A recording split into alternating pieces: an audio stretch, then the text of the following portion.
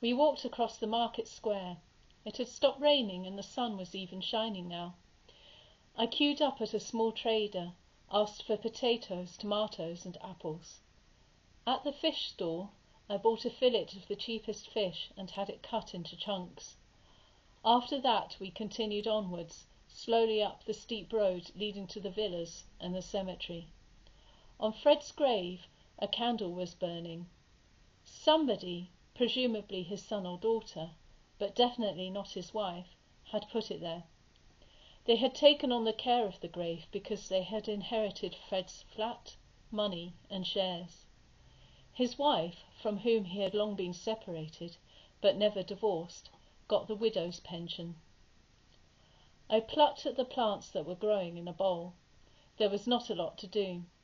The leaves were barely wilted, no blossoms had dropped off. These were low-maintenance plants, tolerant of dryness, and requiring no watering. One evening, we were sitting at the table in my flat, had had something to eat and drunk a glass of wine. Fred asked, "Do you think we ought to get married?" "Why?" I asked back. "For financial reasons," he replied. "That way, should anything happen to him, I would get some of his pension at least, although not the flat or the money that he had already bequeathed to his children." If he had asked, "Will you marry me?" or "Would you like to be my wife?" I might perhaps have said yes. In the park I sat myself on a bench. Dawn had already lain down. I unpacked the fish, which smelled unpleasant, and watched as the dog loosened the chunks from the paper before devouring them. When he was finished, I scrunched it all up and stuck it in a waste bin. Now my fingers smelled of fish. I had been planning to have a bit of a read of the book of short stories I had in my bag, because I enjoyed reading out of doors.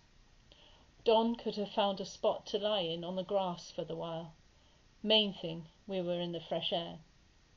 The book had been written more than 50 years before by an American author who was long since dead.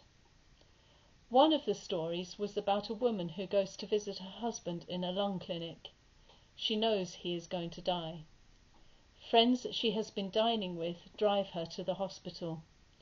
A man she has been going out with a while comes along with her too. She sits with him on the back seat of the car, where he constantly kisses and cuddles her. She would, in fact, rather have gone by bus, but because dinner went on too long, it is late now, which is why she accepted the offer. While she was in the clinic with her husband, her friends and her lover would be waiting for her in a bar. Maybe the woman did not love the man she was having an affair with. Perhaps she could not bear being alone. Her husband had been in and out of the clinic in recent years. This time he would not be coming back. With him dead, she would have to stop visiting him on Sundays as well, the way she had been doing. Then she really would be all by herself. I had read the story twice already. The thing I remembered most was her saying goodbye to her husband in the cold clinic corridor, tightening his now far too baggy bathrobe, sending him back into his room so he would not catch a chill, looking in at him still, crying outside in the cold, but in the end going out on the town with the friends who collected her, and eventually inviting in the man she called darling on the drive home.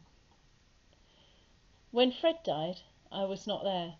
It came as a surprise. Nobody had been expecting it. One morning, Fred had just left the house he was living in when he dropped dead. His heart had simply stopped beating. It was his daughter who conveyed the news to me. She phoned me and said, "My father is dead. You can see him a final time in the funeral parlour, but do not dare come to the funeral." I had met his daughter once, albeit by chance, when she walked past me and Fred as we were sitting in a cafe. Fred ran after her, asked her to come and meet me. "She's just like her mother," he sighed, after she had taken her leave of us after just a few minutes, even before she had really sat down. Don't make too much of it," I said. I had never seen his ex-wife. There was a single photo of Fred's children in his flat, but none of her. I once got the bus to the area he used to live in with his family. It was an attractive house with a shady garden full of hydrangeas, box trees and roses. A stone bench stood beneath the branches of a large weeping willow. I sauntered along the fence, crossed the street, entered a cafe, ordered an espresso, and found a seat at the window with a view of the house, in which Fred's wife and his youngest son were still living. Fred had only mentioned his children a few times and practically never talked about his wife and the reasons for their separation. Once he said he couldn't stand it anymore. "What couldn't you stand anymore?" I asked. "Everything," was his sole reply. The woman he stayed married to until his sudden death was not very different from other women in this neighbourhood, which was on a hill above the city centre and the old town. The houses there were all built in a similar style, big, villa-like detached homes and flats with bay windows, glazed verandas and extensive gardens. A few scattered new builds stuck out among them like foreign bodies.